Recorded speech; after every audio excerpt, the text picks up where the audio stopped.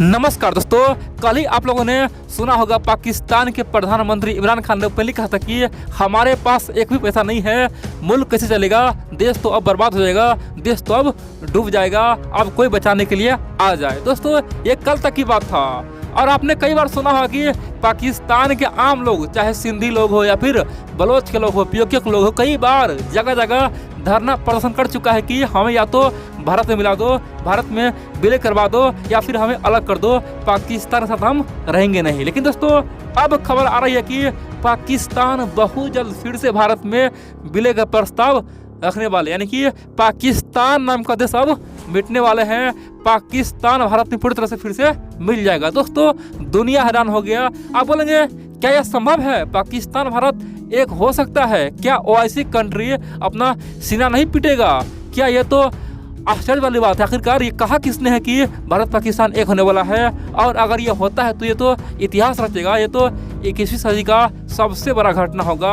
आखिरकार पाकिस्तान का तो अस्तित्व ही खत्म हो जाएगा। तो आखिरकार कब होगा? दोस्तों मैं आपको एक एक पॉइंट बताऊंगा आखिरकार हुआ क्या है और किसने ये बयान दिया है। और बड़ी बात तो यह दोस्तों, पाकिस्तान में लोग आज जश्न मना रहे हैं कि अब तो हम भारत में मिल जाएंगे, क्योंकि आप जानते हैं दोस्तों पाकिस्तानी लोग आज खाने के लिए दाने नहीं मिल रहा, ठीक है। और बड़ी बात तो यह है भारत के लोग आज इसी से पूरे दुनिया में घूम रहा है। भारत का मान सम्मान आज हर जगह बढ़ रहा है। भारत एशिया का महाशक्ति बन चुका है, 2050 तक दुनिया का महाशक्ति बन जाएगा। और बड़ी बात तो यह है पाकिस्तान लोग को दोस्तों बहुत ज़्यादा खुशी हो रहा है कि हम भारत में मिल जाएंगे तो हमें कितना अच्छा सब कुछ मिलेगा, है ना, हम लोग बहुत ही तरक्की कर जाएंगे। दोस्तों मैं आपको एक एक खबर बताऊंगा, पूरा खबर देखते रहिए। बहुत सारे मित्र बोलेंगे भाई ये क्या बकवास कर रहा है, ये तो कभी संभव है ही नहीं, ये तो केवल फिजूल की बात है। दोस्तों दुनिया में कोई भी चीज़ फिजूल का नहीं होता, इसीलिए आप लोग पहले जानकारी लीजिए, ठीक है। देखिए आप जानते हैं भारत में एक आरएसएस नाम का संगठन है जो देश हित में काम करता है और भारत में आज बच्चे से लेकर बुजुर्ग उससे प्यार करता है। आरएसएस आज बहुत भव्य संगठन बन चुका है। दोस्तों मैं आपको पहले ही बोल दूं, न तो मैं आरएसएस से हूँ, नहीं मैं कांग्रेस से हूँ, नहीं मैं बीजेपी से हूँ, मैं तो देश हित में बात करता हूँ, ठीक है। इसलिए आप लोग ये बोलना कि मैं आरएसएस का गुण गा रहा हूँ, ठीक है। दोस्तों सच्चाई है वही मैं बता रहा हूँ।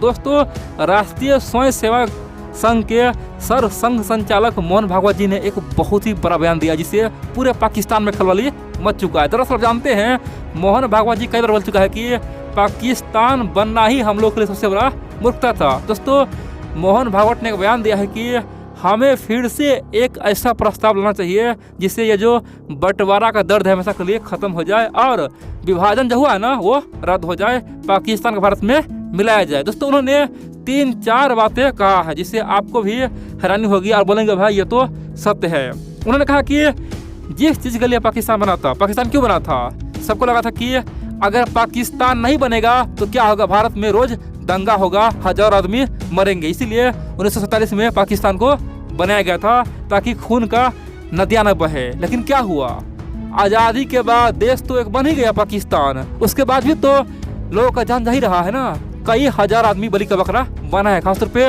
निर्दोष लोग मरा है, खासतौर पे हजारों नहीं लाखों नहीं करोड़ों लोग अब तक मर चुका है। खासतौर पे ये विभाजन इतना परिणमकारी हुआ है। दोस्तों मोहन भागवत जी ने सबसे पहले कहा कि विभाजन का जो मैं मुद्दा उठा रहा हूँ ये कोई राजनीति मुद्दा नहीं है। कई लोग बोले कि भाई ये तो राजनीति मुद्दा, ऐसा बिल्कुल नहीं है, ये हमारे लिए अस्तित्व का प्रश्न है। उन्होंने कहा कि भारत के विभाजन का प्रस्ताव स्वीकार इसलिए किया गया था ताकि खून की नदियाँ न बह सके, लेकिन क्या हुआ, उसके उलट हुआ।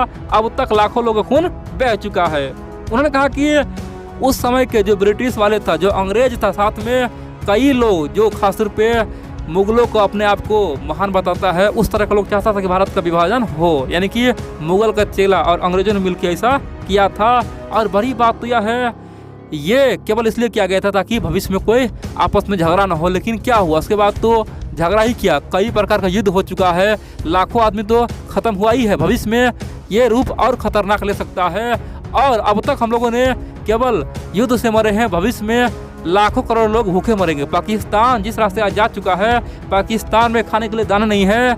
अगर भविष्य में इसे अभी संभाला गया तो वहाँ के लोग या तो पूरी तरह से जिहादी बन जाएंगे या फिर वहाँ के लोग किसी दूसरे देश में शरणार्थी बन जाएंगे। बहुत ही बुरा हाल होने वाला है। इसीलिए हमारे सामने में आज एक ही ऑप्शन है, एक ही रास्ता है कि ये जो कभी ना मिटने वाली वेदना है, ये जो दर्द है उनका निरंकार तभी होगा जब ये विभाजन का जो प्रस्ताव उसे रद्द कर दे, क्योंकि इसे सबसे पहले तो मानवता है ना, मानवता का बलि चढ़ गया, इसीलिए ये बेहद ही खतरनाक है। दोस्तों उन्होंने यहाँ तक कहा कि कई सारे लोग बोलता है कि हम देश हित में बात नहीं करते हैं, लेकिन ये बताइए क्या भारत पाकिस्तान अलग हुआ उस समय जो 20 से 25 लाख लोग मारा गया वो कौन था? ये तो आम लोग था ना, ये तो आम जनता था। स्वार्थी नेता देश का बंटवारा कर दिया, लेकिन जो लाखों लोग मारा गया उसके पीछे क्या आरएसएस था क्या कोई और था क्या?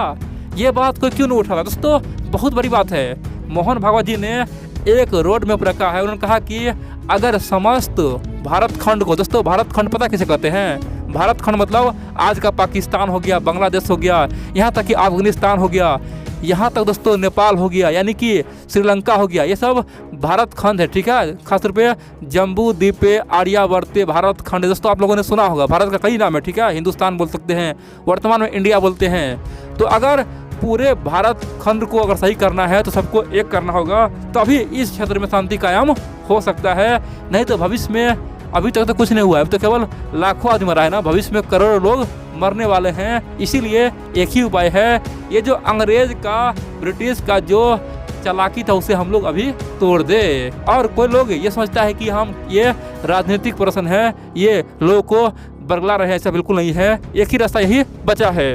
अब कई सारे लोग बोलेंगे तो क्या यह संभव है? दोस्तों बिल्कुल संभव है। पाकिस्तान में जो आज 70 से 80% लोग हैं वो चाहता है हमें रोजगार मिले, हमें खाना मिले, हमारा थोड़ा स्वाभिमान हो। दोस्तों आज जानते हैं पाकिस्तानियों को हर एक एयरपोर्ट पे नंगा कर देता है, बोलता है कि कपड़ा निकालो तुम्हें चेक करेंगे। कह सकते हैं कि पाकिस्तान का इमेज आज मिट्टी में मिल चुका है। दूसरी ओर भिखारिस्तान वाला इमेज बन गया है। सब उसे देखिए हंसता है, बोलता है कि देखो भाई पाकिस्तानी आ रहा है, इसे दूर भागो, ये कुछ पैसा मांग लेगा। दोस्तों पाकिस्तान के लोग उब चुका है, वो जानता है कि हमारा इज्जत है ही नहीं, दुनिया में हमें सब बहुत ही बुरा मानता है। इसीलिए वहाँ के 70 से 80% लोग जो खासतौर पर बुद्धिमान है वो चाहता है कि या तो हम भारत में मिल जाए। खासतौर पे सिंध के लोग, बलोच के लोग, खासतौर पे पीओके के लोग कहता है या तो हम भारत में मिल जाएंगे, अगर भारत में नहीं मिलेंगे, अगर पाकिस्तान हम पे दबाव बनाएगा तो हम खुद ही अलग देश बन जाएंगे। यानी दोस्तों वहाँ के लोग भी चाहता है कि भारत से मिलकर ही आगे बढ़े।